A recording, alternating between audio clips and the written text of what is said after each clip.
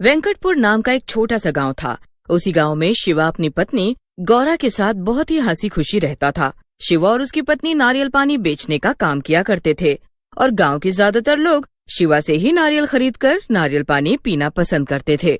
सिर्फ गांव के ही नहीं बल्कि शहर के लोग भी गांव आकर शिवा से ढेर सारे नारियल खरीदकर ले जाया करते थे। शिवा और उसकी पत्नी ने अपने घर के आंगन में नारियल का पेड़ लगाया हुआ था। गौरा के लिए वे नारियल का पेड़ सिर्फ पेड़ नहीं था बल्कि वे उसे अपने बेटे की तरह ही प्यार करती और उसका खूब ध्यान रखती थी। कभी कभी तो वो उससे ढेर सारी बातें भी किया करती थी। एक रोज शिवा अपने नारियल के पेड़ से नारियल तोड़ रहा होता है कि तभी उसके पड़ोस में रह रहा उसका बड़ा भाई गंगा वहाँ आता है और शिवा से बोलता है, क्या बात है शिवा, आज तो तूने अपने नारियल के पेड़ से ढेरों नारियल तोड़ मारे। और जरा नारियल तो देखो, ओहो कितने बड़े और ताजे हैं। इतने सारे नारियल तोड़ने के बाद भी पेड़ पर कितने सारे नारियल लदे पड़े हैं। एक मेरा नारियल का पेड़ है, एक तो उस पर गिने चुने नारियल लगते हैं, ऊपर से पानी तो उसका इतना बेस्वाद होता है। कि क्या ही बतलाएं। भैया, ये नारियल का बस एक पेड़ थोड़ी ना है, ये तो हमरा और गौरी का बेटा है। इसे हम इतना प्यार कर रहे हैं, तभी तो देखो हम इस पर से जितने भी नारियल तोड़ते हैं पर कभी नारियल खत्म होने का नाम ही नहीं लेते। सच में ये तो जादू है, जादू। तभी वहाँ गंगा की पत्नी चित्रा आती है और गुस्से से बोलती है, अजी जिस पेड़ को ये शिवा और गौरा अपना बेटा बता रहे हैं ना, ये कई साल पहले हमने इन्हें ला कर दिया था, इसलिए इस पेड़ और इस पर लगे नारियल पर हमारा हक बनता है। तभी गौरा अपने कमरे से निकलकर आती है और चित्रा से बोलती है, भाभी हमने माना कि कई साल पहले आपने हमें नारियल का पौधा ला कर दिया था, पर इसे पाल पोस कर तो बड़ा हमने किया है, इसलिए न तो ये पेड़ आपको मिलेगा और न ही इसके नारियल आपको मिलेंगे। हाँ अजी देखो तो इस गौरा को कितनी जबान चलाती है। हाँ। चित्रा की बात सुनकर कुछ गांव वाले वहाँ इकट्ठा हो जाते हैं। अरे देखो गांव वालों, एक तो इस गौरा को मैंने नारियल का पौधा ला कर दिया था, ऊपर से ये मुझसे ही जबान लड़ा रही है। अरे चित्रा, काहे को तू रोज रोज इस गौरा से लड़ती है? तूने भी ना रोज का ड्रामा बना रखा है। हाँ, और इस गौरा को तो देखो, इस नारियल के पेड़ को अपना बेटा माने बैठी है। ऐसे बोलकर वहाँ खड़े सभी गांव वाले चित्रा और गौरा की हंसी उड़ाने लगते हैं। तभी चित्रा अपने पति के साथ अपने घर आ जाती है और गुस्से में गंगा से कहती है, इस गौरा ने गांव वालों के सामने मेरी बेइज्जती की, इसे तो मैं छोड़ूंगी नहीं। आज रात को ही इसका काम तमाम न कर दिया तो मेरा नाम चित्रा नहीं। मेरे नारियल के पेड़ से ये आज मजे से अपनी जिंदगी जी रही है ना? इसे तो मैं सबक सिखाऊंगी, देखना। अब तो कुछ भी हो जाए, ये नारियल का पेड़ और उसके नारियल को मैं अपना बना कर ही रहूंगी। अरे चित्रा, अब क्या करने वाली है तू? चित्रा मुस्कुराते हुए बोलती है, बस अब तो रात होने का इंतजार है मुझे। फिर जैसे ही रात होती है, चित्रा अपने हाथ में मिट्टी का तेल लेकर अपने पति गंगा के साथ शिवा के घर जाती है और चुपके से शिवा के घर को बाहर से बंद करके वे सारा मिट्टी का तेल उसके घर पर डाल देती है और जल्दी से आग लगा देती है। और जैसे ही घर में आग लगने लगती है, गौरा खिड़की के पास आती है और देखती है कि चित्रा और उसका पति घर के बाहर खड़े हैं। चित्रा भाभी, मैं ये जानती हूँ कि ये आग आपने ही लगाई है। गौरा और शिवा कुछ बोल पाते उससे पहले ही आग उन्हें जलाकर भस्म कर देती है और उसी समय आग में झुलसकर उनकी मृत्यु हो जाती है। मृत्यु के बाद गौरा और शिवा एक भयानक भूत बन जाते हैं। गौरा और शिवा के यूं मर जाने से गांव वालों को बहुत दुख होता है, पर उन सभी की नजर उनके नारियल के पेड़ पर थी। शिवा और गौरा की मौत के कुछ दिन बाद चित्रा और गंगा शिवा के नारियल के पेड़ के पास आते हैं और हंसते हुए बोलते हैं, गांव वालों के आगे मेरी बहुत खिल्ली उड़ाई थी ना इस गौरा ने, और बोला था ना कि ये पेड़ तो क्या, इसका एक नारियल भी मुझे नहीं दोगी। अब उसके मरने के बाद ये पेड़ और इसके नारियल सब हमारे हैं।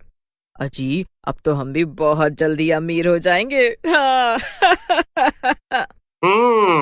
मैं अभी पेड़ पर चढ़कर ढेर सारे नारियल तोड़कर लाता हूँ। जैसे ही गंगा नारियल के पेड़ पर चढ़ने लगता है, उसे पेड़ पर भूत दिखाई देता है। वे नीचे देखता है तो उसे एक डरावनी चुड़ैल दिखाई देती है। गंगा भूत और चुड़ैल को देखकर जोर से चिल्लाने लगता है, भूत! अरे ओ चुड़ैल! भूत! अरे चुड़ैल!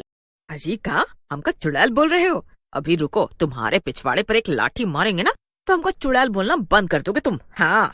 चित्रा जैसे ही पेड़ पर देखती है उसे एक भूत नजर आता है। तभी वे अपने पीछे मुड़कर देखती है, उसे एक डरावनी चुड़ैल दिखाई देती है, जिसे देखते ही चित्रा की सिट्टी पिट्टी गुल हो जाती है। चुड़ैल, अरे मर गए रे, यहाँ पर ये भूत चुड़ैल कहाँ से आ गए?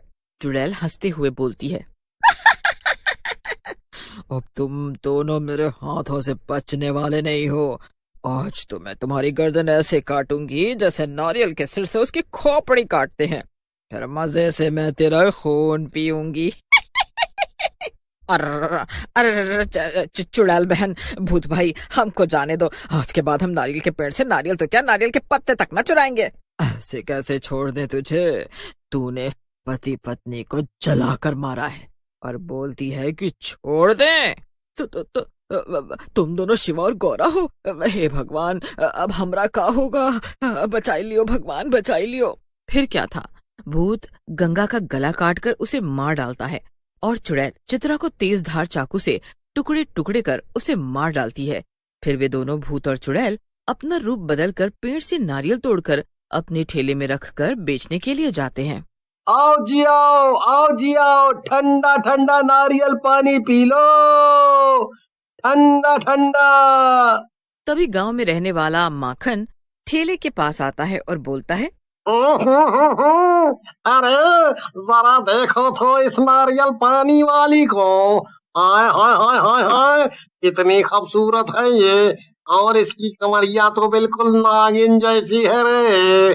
अरे ओ सुंदरी, पहले तो कभी तुम दोनों का हमने इस गांव में नहीं देखा।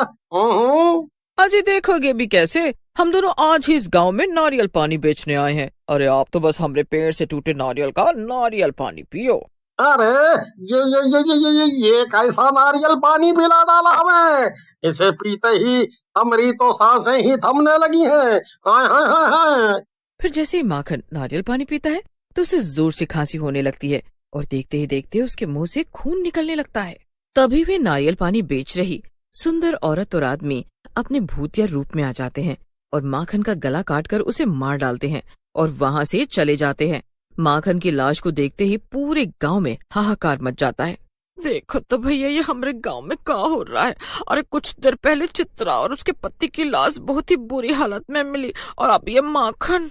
कोई तो हमारे गांव के लोगों को इस तरह से मार रहा है, इसीलिए हम सभी गांव वालों को होशियार रहना होगा।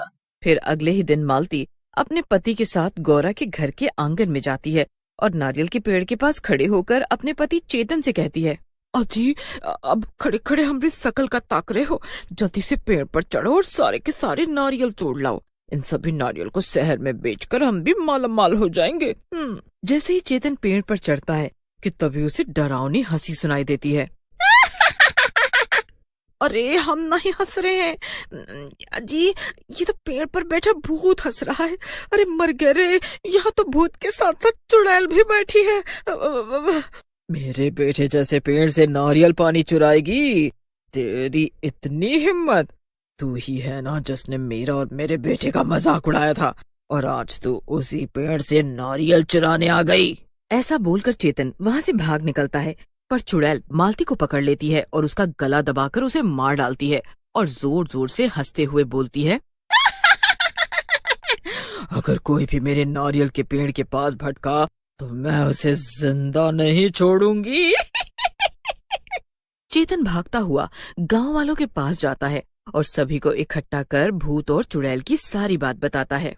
हमको लागत है कि शिवा और गौरा ही भूत चुड़ैल है। उनके मरने के बाद से जो भी उस नारियल के पेड़ के पास गया है उसका काम तमाम हो गया है। हमें तुरंत ही कुछ करना होगा।